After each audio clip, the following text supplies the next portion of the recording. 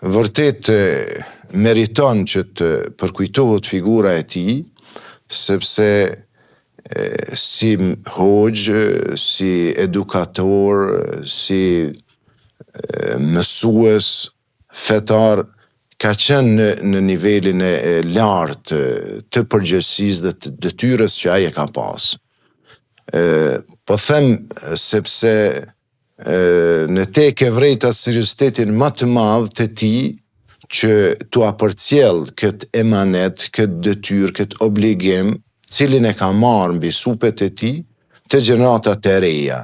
Dhe kjo është vërejt gjatë komunikimit të tij me nxënës, gjatë orëve të mësimit që i ka zhvilluar me nxënës, është vërejt interesi i tij më i madh gjithmonë që nxënësit, gjeneratat e reja ta marrin dijen, ta marrin, pasurohen me dituri islame, të pas parasysh se populli jonë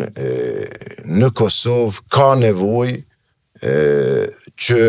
të pajiset me një dituri të tillë, gjithmonë të pas parasysh kohën dhe rrethonat në cilat ne kemi qenë në ato vite kur unë isha në medresë.